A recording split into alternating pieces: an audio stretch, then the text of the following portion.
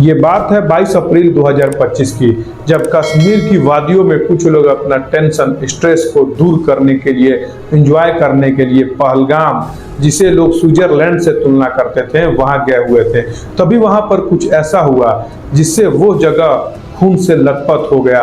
लोगों की चीखें निकलने लगी, आंसू निकलने लगा।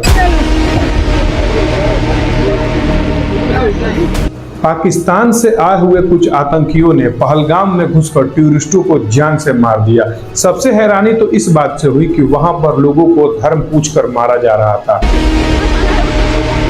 यहाँ पे उसने बोला कि ये शायद मुस्लिम नहीं है, उसने उसको गोली मारी। उनका मकसद था कि कैसे भी करके भारतीयों के अंदर डर बैठाया जाए ताकि लोग कश्मीर ना आ सके।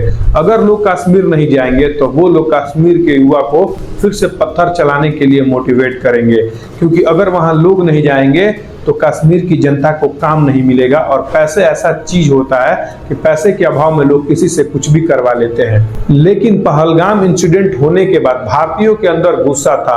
हालांकि उस वक्त हमारी सेना ने पाकिस्तान के अंदर घुसकर पाकिस्तान को ठोका था, लेकिन उसके बाद भी पहलगाम में मासूम लोगों को मारने वाले आतंकी जीवित थे।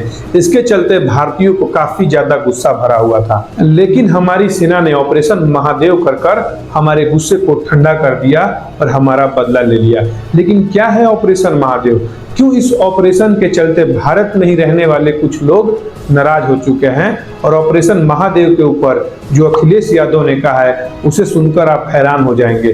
लेकिन उससे पहले हम आपसे हाथ जोड़ के रिक्वेस्ट करते हैं कि वीडियो को लाइक और चैनल को सब्सक्राइब कीजिए। सब्सक्राइब करने से आपका तो एक भी पैसा नहीं खर्च होता, लेकिन उससे हमें कितनी खुशी मिलती है आप सोच भी नहीं सकते हैं।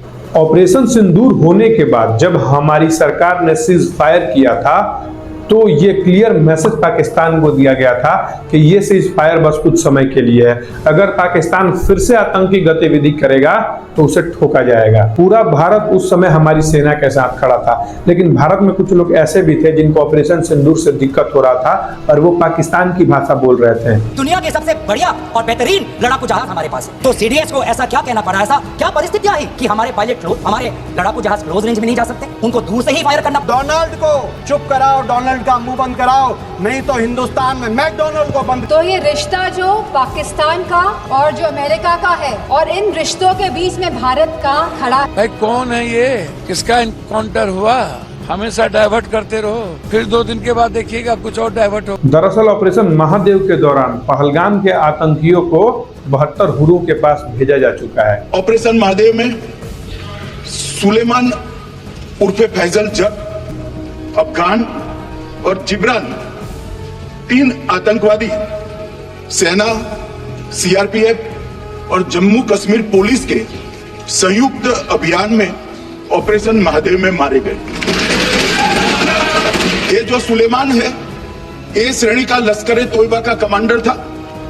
पहलगाम हमले में और गगनगिर आतंकी हमले में वो लिप्त था।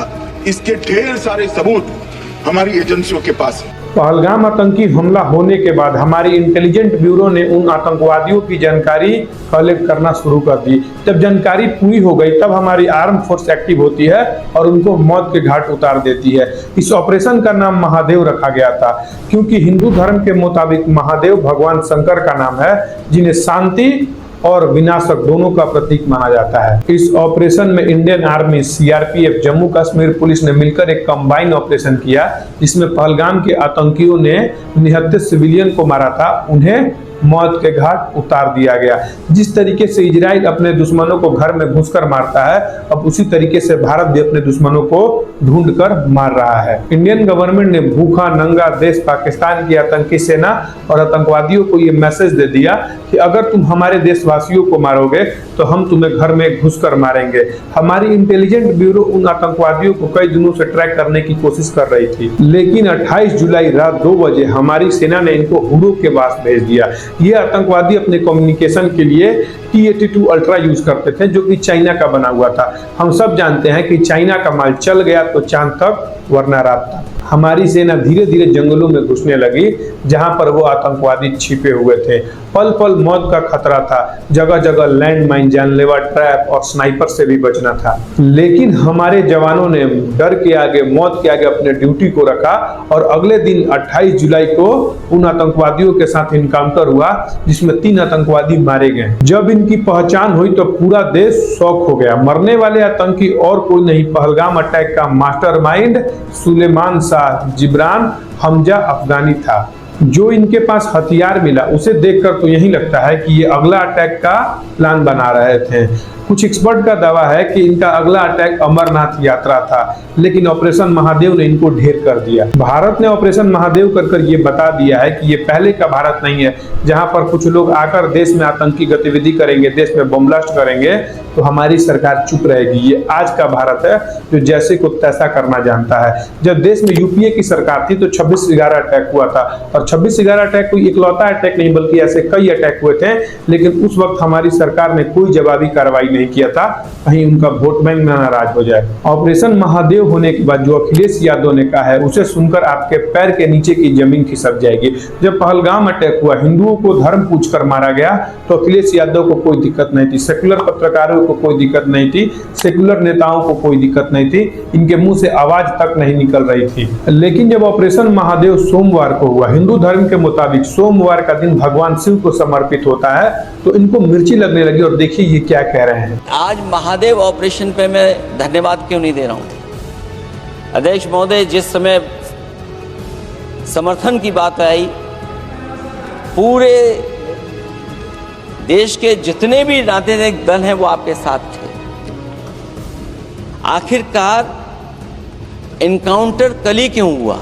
आप सोच के देखिए कि ये वोट बैंक के लिए कितने नीचे गिर चुके हैं।